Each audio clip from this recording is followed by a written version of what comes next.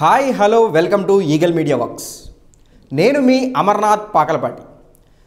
ఈరోజు దేశంలో ఉభయ తెలుగు రాష్ట్రాల్లో అలా అనుకుంటే 29 రాష్ట్రాల్లో ఎక్కడ చూసినా అందరి నోట ఒకటే మాట, అదే నిరుద్యోగం. అందరూ చదువుకుంటున్నారు, కానీ నిరుద్యోగం ఎందుకు పెరుగుతుంది? కొన్ని గణాంకాల ప్రకారం కేంద్ర ప్రభుత్వం ఇప్పటి వరకు బయటపెట్టని ఒక నిగూఢమైనటువంటి నిజం ఏమిటంటే, దాదాపుగా గడిచిన 40 సంవత్సరాల్లో 2018కి వచ్చినంతటువంటి ప్రగతి అంటే నిరుద్యోగంలో మనం 6.8% చేరిపోయాం. అంటే దాదాపుగా ఈ గడిచిన 40 సంవత్సరాల్లో ఇంత ప్రగతి ఎప్పుడూ లేదని కొన్ని గణాంకాలు చెప్తున్నాయి. కానీ కేంద్ర ప్రభుత్వం దీన్ని ఇప్పటి వరకు అధికారికంగా బయట మాత్రం పెట్టలేదు. దీనికి నా వైపు నుంచి కొంత పరిష్కారం అని అనను, కానీ ఇప్పుడు సర్వసాధారణంగా సమాజంలో జరుగుతున్నటువంటి ఒక చిన్న ఆలోచన దృక్పథానికి ఒక సైకాలజిస్ట్గా నా వైపు నుంచి కొంత విశ్లేషణ. అందరూ బీటెక్లు మెడిసిన్లే చదవాలి, అందరూ సాఫ్ట్వేర్లు అయిపోవాలి, అందరూ డిఎస్సీలే రాయాలి, అందరూ బ్యాంక్ ఎగ్జామ్స్కే ప్రిపేర్ అవ్వాలి, చివరాఖరికి అందరూ ఉద్యోగాలే చేయాలి. 130 కోట్ల జనాభా ఉన్న మన దేశంలో 30 కోట్లకు పైగా ఉన్నటువంటి యువతలో అందరికీ ఉద్యోగాలే రావాలంటే ఎలా వస్తాయి? 30 కోట్ల మంది విషయం పక్కన పెడదాం. దాంట్లో కేవలం 3% అంటే 1 కోటి మందికి ఉద్యోగాలు వస్తాయా?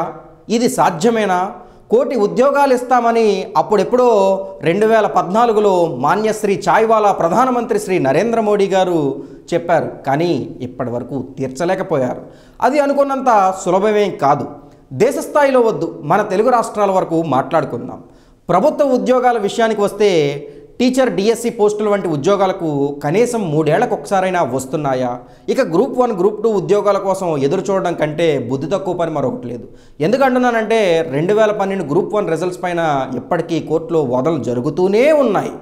బ్యాంక్ ఎగ్జామ్స్ పేరుతో నంద్యాల గురు రాఘవేంద్ర కోచింగ్ సెంటర్లో అక్షరాల 35,000 మంది నిరుద్యోగులు ప్రిపేర్ అవుతూనే ఉన్నారు. అవనిగడ్డలో ఇంకెందరూ.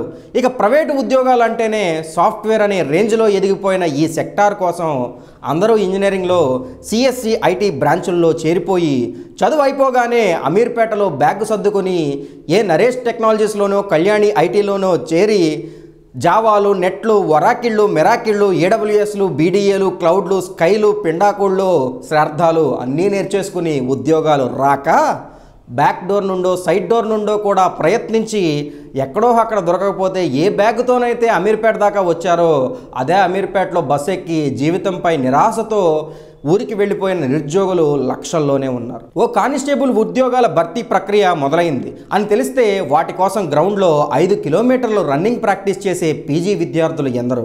నాకు తెలిసిన ఒక ఎంటెక్ కుర్రాడు కానిస్టేబుల్ అయ్యాడు. 2 ఏళ్ల క్రితం జరిగిన విఆర్ఓ రిక్రూట్మెంట్కు పీహెచ్డీ చేసిన విద్యార్థులు కూడా దరఖాస్తులు వచ్చాయంటే ఇంకా ఏం చెప్పాలి? ఇంతటి దుస్థితికి కారణం ఏమిటో తెలుసా?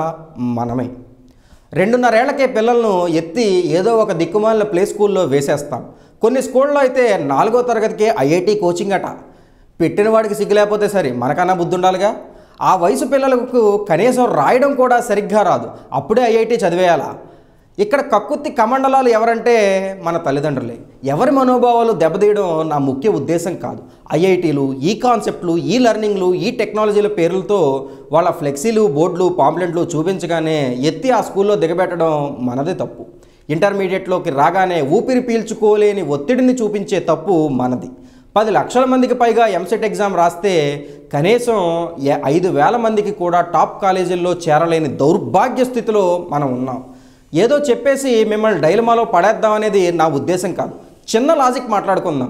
ఎంతో అభివృద్ధి చెందిన దేశాలుగా పిలువబడే యుఎస్, యూకే, ఆస్ట్రేలియాల్లో మీరు ఎప్పుడైనా ఇలాంటి ఎంసెట్, ఐఐటి కోచింగ్ సెంటర్లను, కాన్సెప్ట్ స్కూల్స్ను కానీ చూసారా? కనీసం విన్నారా? అక్కడ ఉండవు. ఎందుకో తెలుసా? అక్కడ పిల్లలు మనలాగా చదువు చదువు చదువు, మార్కులు మార్కులు, ర్యాంకులు ర్యాంకులు, ఉద్యోగాలు, డబ్బులు డబ్బులు డబ్బులు అంటే వేధించరు.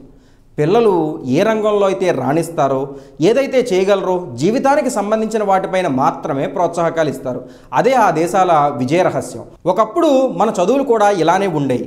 ఏ చెట్టు కిందనో ఏ గురుకులాల్లోనో ఒక మనిషి జీవితంలో విజ్ఞానాన్ని, వినయాన్ని, విధేయతను, ప్రాపంచిక జ్ఞానాన్ని, కష్టాలు వస్తే పోరాటం చేసే పటిమను ఇలా ఎన్నో విషయాల్ని బోధించేవారు. ఎప్పుడైతే బ్రిటిష్ సామ్రాజ్యాన్ని స్థాపించారో విద్య వారి వ్యాపారానికి అనుగుణంగా మలుచుకుని చదువులను కేవలం ఉద్యోగాలకు పరిమితం చేశారు. మన చదువులను వాళ్ళు ఎత్తుకుపోయారు, వాళ్ళ చదువులను మనకు అంటగట్టారు. అందుకే వాళ్ళు అలా, మనం ఇలా.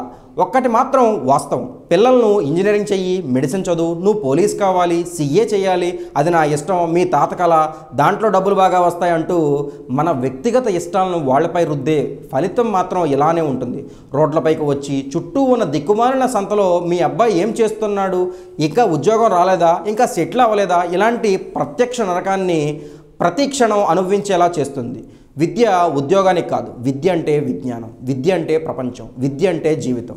ఇలాంటి పనికొచ్చేటువంటి విద్య మన జీవితానికి మనం ఎలా అన్వయించుకోవాలి, మన జీవితానికి మనం ఏ రకంగా పనికొస్తాం, మనకున్నటువంటి బుద్ధిశక్తి ఎటువంటిది, మనం దేనికి పనికొస్తాం అనేటువంటిది మనకు తెలిసినట్టుగా ప్రపంచంలో ఇంకెవరికీ తెలియదు.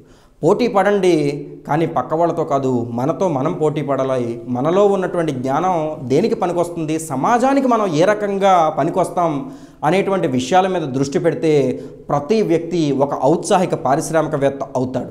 అలా అవ్వాలని, ఈ నిరుద్యోగ సమస్యకు ఇది కూడా ఒక పరిష్కారం అని నేను భావిస్తున్నా. దయచేసి మీరు అన్యదా భావించకండి. Thank you for watching. Like and subscribe Eagle Media Works.